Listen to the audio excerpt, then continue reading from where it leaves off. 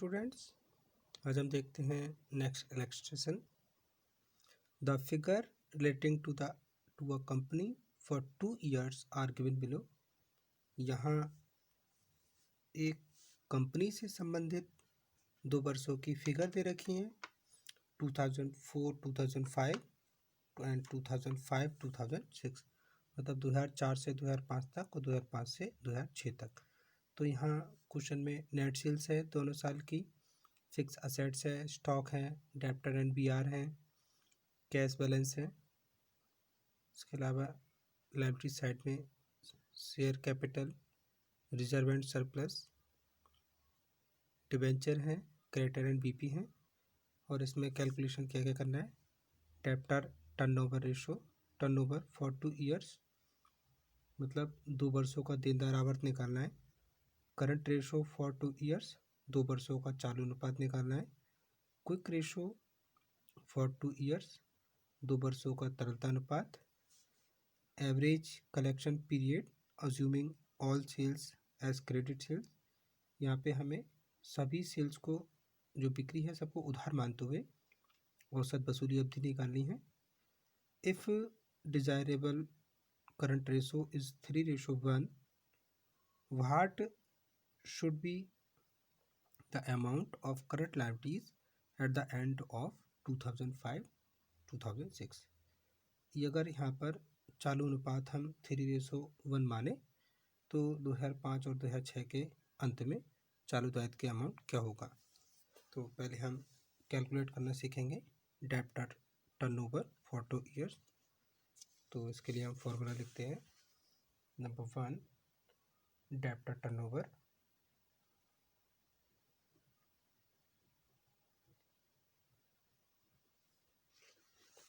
Debtor turnover.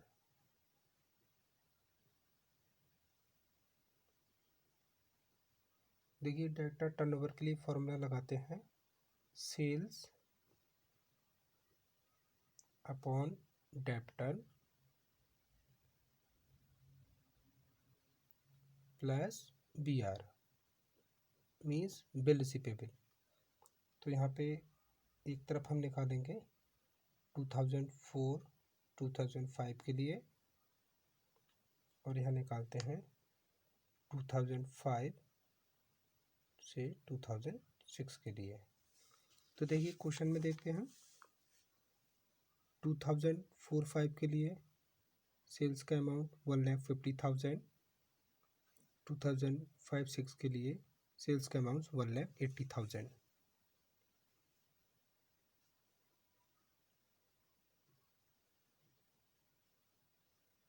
$1,50,000 और इसके लिए 1,80,000।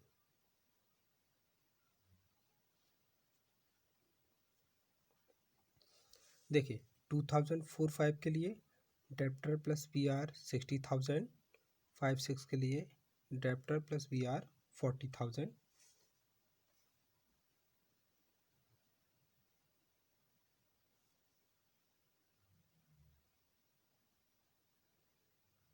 सॉल्व कर लेंगे, 1 2 3 4, 1 2 3 4, 6 2 12, 3 रिमाइंडर, पॉइंट ला के 30 हो जाएगा, 6 5 30। तो इस टाइप से इसका आंसर आ जाएगा 2.5 टाइम्स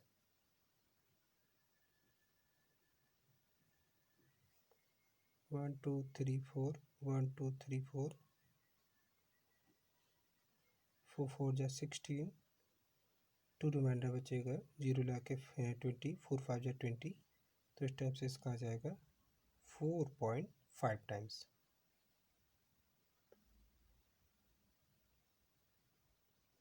तो इस तरीके से हमने यहाँ पे डेप्टर टर्नओवर दोनों साल का निकाल लिया है।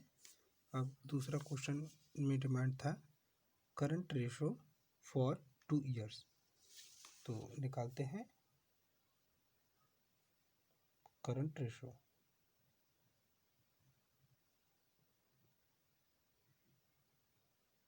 करंट रेशो के लिए फॉर्मूला करंट असेट्स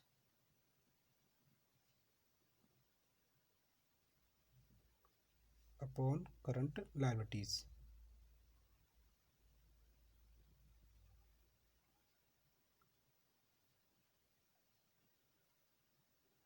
यहाँ निकालेंगे 2004 एंड 5 और यहाँ निकालेंगे 2005 6। तो देखिए क्वेश्चन में करंट असेट्स यहाँ हमें दिखाई दे रहा है, ये 1 लाख फिक्स असेट्स है और जो टोटल असेट्स है 2 लाख है और यहाँ फिक्स असेट्स 1,10,000 है और जो टोटल असेट्स है 1,80,000 है। तो हमारे पास दो ऑप्शन है, या तो हम क्या करेंगे टोटल असेट्स में से फिक्स असेट्स सब्ट्रैक्ट कर लें या स्टॉक डेप्टर और कैश बैलेंस को ऐड कर लें, बात वही रहेगी। तो हम क्या करते हैं, अगर 2 लाख टोटल असेट्स में से फिक्स असेट्स निकाल देते हैं 1 लाख, तो ये हमारी करंट असेट्स बचती है। तो 2 लाख में से 1 लाख सब्ट्रैक्ट करेंगे तो हमारी आ जाएगी इसमें 1 लाख 2004-2005 के लिए। इसी टाइप से हम 5-6 में देख रहे हैं टोटल असेट्स 1,80,000 और इसमें फिक्स असेट 1,10,000, तो इसका डिफरेंट निकालेंगे तब आ जाएगा हमारा 70,000। तो यहाँ रखते हैं 70,000। अब हमें चाहिए करंट लायबिलिटीज़। तो देखिए क्वेश्चन में यहाँ पे शेयर कैपिटल दे रखा है, रिजर्व सरप्लस है, डिवेंचर हैं और क्रेडिटर एंड बीपी हैं। और यहाँ देखें तो शेयर कैपिटल है, रिजर्व है, सरप्लस है, डिवेंचर है, क्रेडिटर बीपी है। तो यहाँ पे creditor and BP current liabilities होगी और यहाँ पे क्रेडिटर बीपी ही करंट लायबिलिटीज़ होगी। तो यहाँ लेंगे करंट लायबिलिटीज़ का अमाउंट 40,000 और यहाँ लेंगे 20,000। तो अप्लाई करते हैं 40,000 20,000। 40 से 40 कट करते हैं, 4 से इसको डिवाइड करेंगे, 4 2 जा 8, यहाँ 2 बचता है, पॉइंट ला के 20 हो जाएगा, 4 5 जा 20। तो ये निकल के आ जाएगा हमारा 2.5:1। यहाँ देखते हैं 40 कट, 2 3 जा 6 और रिमाइंडर बचेगा, पॉइंट लगाएंगे 10 हो जाएगा, 2 5 जा 10। तो यहाँ आ जाता है 3.5:1। नेक्स्ट क्वेश्चन में क्या मांगा है, क्विक रेशो फॉर 2 ईयर्स। तो दोनों के साल के लिए हमें क्विक रेशो निकालना है, तरलता अनुपात। पहले फॉर्मूला अप्लाई करते हैं, quick ratio is equal to quick assets या कह सकते हैं लिक्विड असेट्स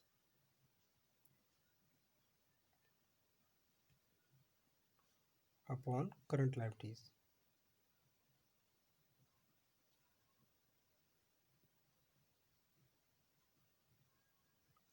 यहाँ निकालेंगे 2005 के लिए, यहाँ निकालेंगे 2005-2006 के लिए।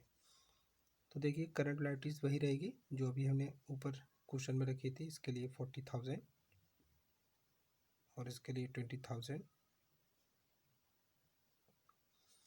हमने प्रीवियस क्वेश्चन में भी सीखा था कि जो लिक्विड असेट्स निकाली जाती है, लिक्विड असेट्स के लिए स्टॉक और प्रीपेड एक्सपेंसेस सब्ट्रैक्ट कर दिए जाते हैं। तो यहाँ देखते हैं, देखिए 2004-2005 के लिए जो करंट असेट्स थी वो 1 लाख थी। अगर हम इसमें से स्टॉक सब्ट्रैक्ट कर देते हैं तो हमारी क्विक असेट्स आ जाएगी। तो देखिए 1 लाख में से हमें क्या करना है, 25,000 का स्टॉक का अमाउंट सब्ट्रैक्ट करना है। तो ये आ जाएगा हमारा 75,000। इसी टाइप से 2005-2006 के लिए जो हमने इसमें अमाउंट रखा था वो रखा था 70,000। अब 70,000 में से हमें क्या करना है, 15,000 सब्ट्रैक्ट कर लेना है, तब हमारा आ जाएगा 55,000।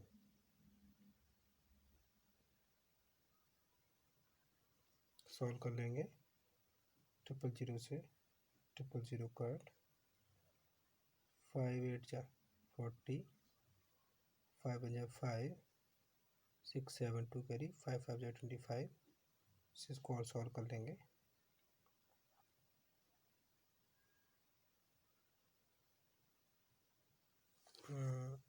एट से इसको करते हैं 8 1 जा 8, तो यहाँ बचेगा 7 78 जाएगा, 8 8 64, फिर से 6 बचेगा, तो अप्रोक्सीमेट इसका 1.88 आ जाएगा। तो इसको हम दिखा देंगे 1.88/1। यहाँ देखते हैं 000 से 000 कट करते हैं, 5 4 जा 20, 5 1 जा 5, 5 1 जा 5, 4 2 जा 8, 9 10 11, 3 रिमाइंडर पॉइंट ला के 30 कर लेंगे, 4 7 जा 28, फिर 2 बचेगा, फिर 0 लग के 4 5 जा 20। तो ये आ जाता है हमारा 2.75/1। अब क्वेश्चन में मांगा है average collection period assuming all sales are credit sales. अब हमें एवरेज कलेक्शन पीरियड निकालना है, ये मानते हुए कि जो यहाँ पे कुल बिक्री दे रखी है सेल्स है वो उधार बिक्री है।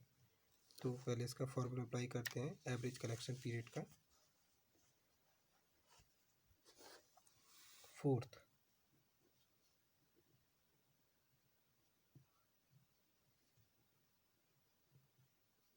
Average collection period, average collection period के लिए क्या करते हैं, डेप्टर प्लस बी आर ऊपर लिख लेंगे,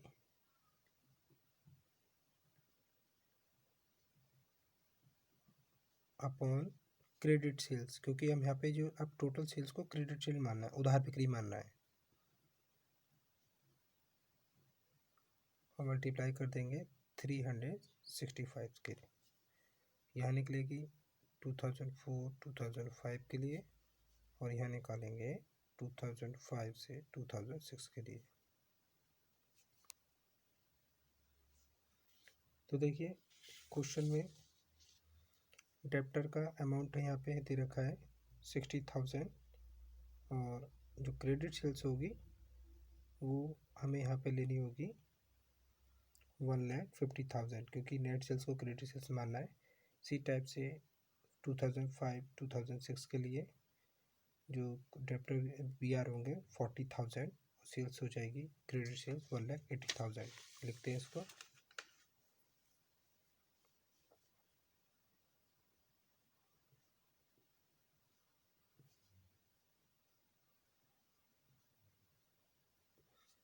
फॉर्मूले के अकॉर्डिंग लगाएंगे 365 यहाँ पर, यहाँ के लिए थी हमारी 40,000 डेप्टर प्लस बी आर, और यहाँ लेंगे सेल्स 1,80,000 इंटू 365। सॉल्व कर लेते हैं, 1 2 3 4 1 2 3 4, और से इसको डिवाइड करेंगे। डिवाइड आप खुद कर लीजिएगा, मैं इसका आंसर डायरेक्ट लिख देता हूँ, 146 डेज। इस टाइप से इसको इजी कर लेंगे, और आपका आंसर आ जाएगा 81 डेज।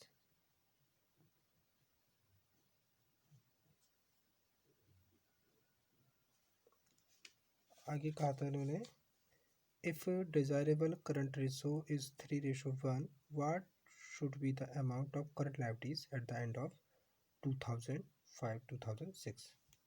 तो यहाँ पे हमें चालू अनुपात 3:1 मानकर 2005-2006 के अंत में चालू दायित्व की राशि पता करनी है।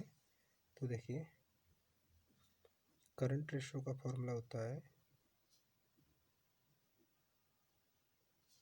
Current assets upon current liabilities.